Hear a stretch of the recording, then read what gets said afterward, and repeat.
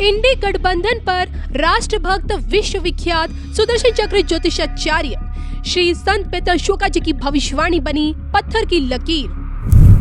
दीदी के ऐलान से इंडी गठबंधन को लगा 440 वोल्ट का करंट। इंडी गठबंधन की एकता पर दीदी की बड़ी चोट। दीदी ने दिया एकलो चलो का नारा। अकेले चुनाव लड़ने का किया ऐलान। अब आगे क्या, देखिए सिर्फ धर्म ज्ञान पर।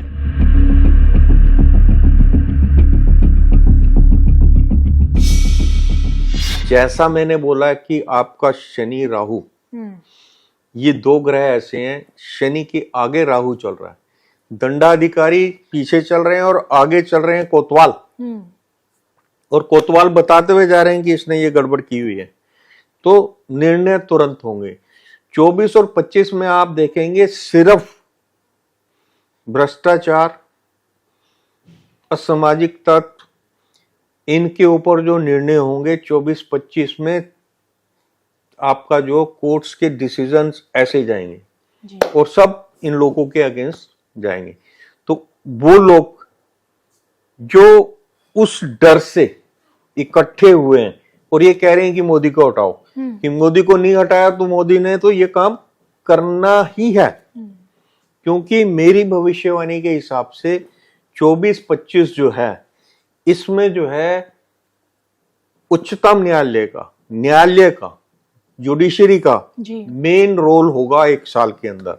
और जुडिशरी में भी बहुत बड़े करेक्शन होंगे और फास्ट ट्रैक पे डिसीजन होंगे। और साल के अंदर अंदर जितने भी दागी, जितने भी भ्रष्टाचारी, जितने भी अपराधी मानसिकता के लोग हैं जी, उनको जो है, क्योंकि शनि जो है 25 मार्च 2025 तक का जो समय है, और इधर आपके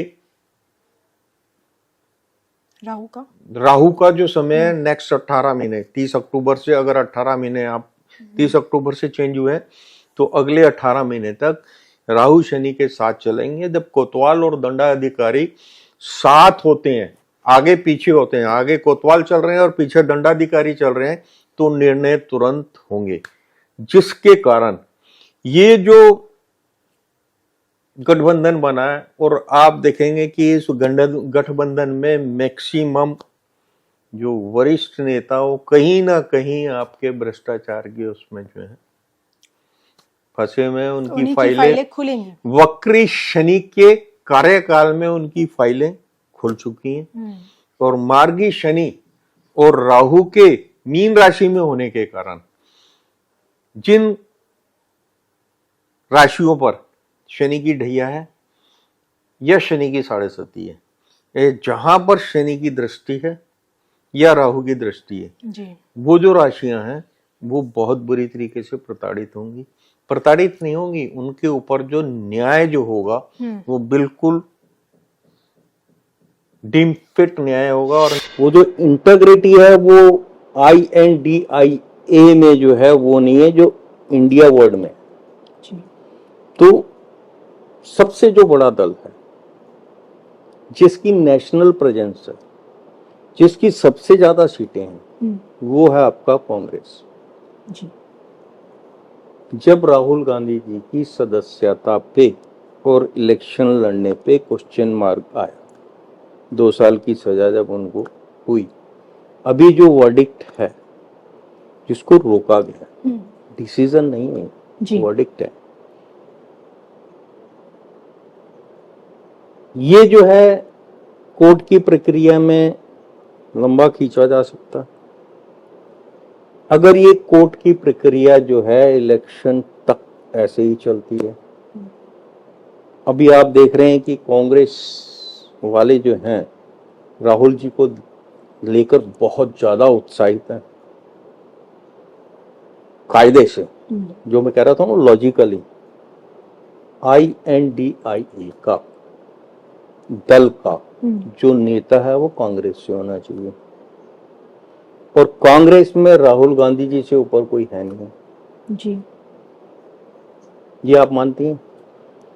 तो डेफिनेटली INDIA का जो नेता होगा वो होंगे श्रीमान राहुल गांधी जी।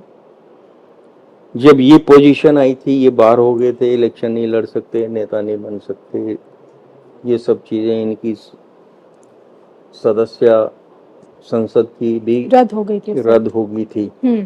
तो वो पोजीशन में आपके नीतीश कुमार, ममता बनर्जी, अरविंद केजरीवाल और इधर हमारे यूपी के जो अखिलेश यादव जी हैं जी, ये कहीं अपने आप को फ्रेम में फिट कर रहे थे कि हम भी कहीं जो है पीएम के कैंडिडेट हो सकते हैं। अगर हो नहीं सकते हैं तो नाम तो प्रोजेक्ट होगा जी, लेकिन वो जो है वो चीज जो है टोटली जो है खत्म हो गई है। अब इसका नुकसान क्या होगा?